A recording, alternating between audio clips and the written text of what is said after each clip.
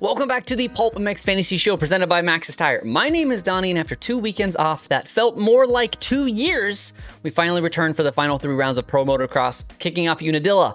The player that picks the highest scoring team in the Championship League this weekend will be taking home a Talon Hawkins jersey. As always, I have 5 riders to pay attention to when picking your team, as well as an early look at my own. But before we jump into that, let's take a peek at who is in and who is out this weekend. The big news, of course, is Justin Varsha returning for his first round outdoors after suffering an injury in Nashville during Supercross season.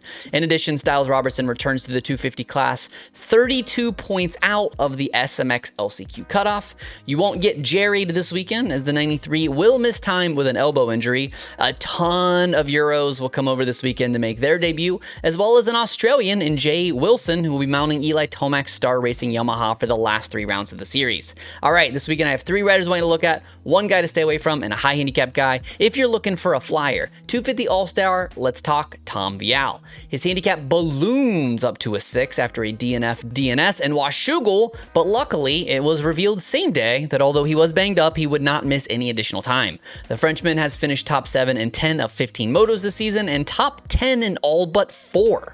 A double eligible guy I like in the little class is Rider D. The Pro Circuit Kawasaki lifer comes in with a 6 handicap despite finishing top 16 in every single moto, except that last one where he DNF'd. The handicappers definitely missed here, as he is about as sure of a thing to double as you can expect, as well as having huge upside, finishing as high as 5th this season.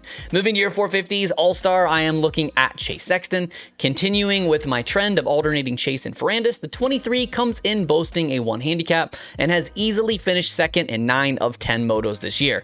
And the only one he didn't, he wound up 3rd.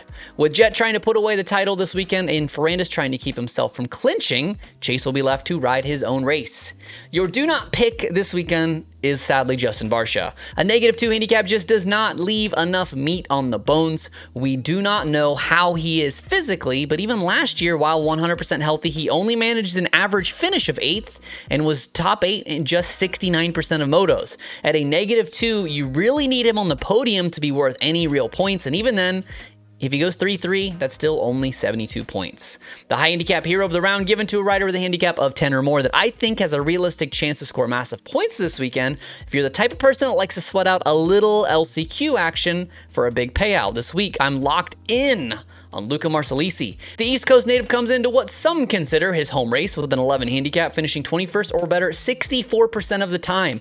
Luca has 0 DNFs and 14 starts and a best of 11th at Redbud. FFL Star Racing makes a statement, bringing Cooper back to a tie with Hunter, and Deegan getting his 2nd. No clear-cut favorite here, but it is late in the season, so if you need those points, I would lean the way of those Star Racing bikes. 450 side, the Jet pick finally does not work out, with Ferrandis and AP each taking 1 last weekend, but the numbers do not lie, as Lawrence is still the smartest pick in the big class. It's going to be a mild weekend in New York with highs in the upper 70s. There is a bit of a threat of precipitation with scattered thunderstorms throughout the day, so keep your eye on the forecast and adjust your picks accordingly with the rain.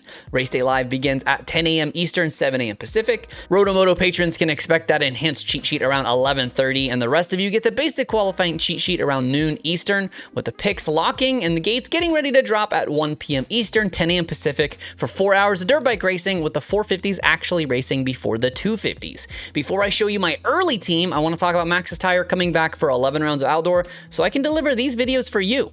You know Maxxis Tire. You know their MXST tire designed by the king of Supercross and my all-time favorite rider, Jeremy McGrath.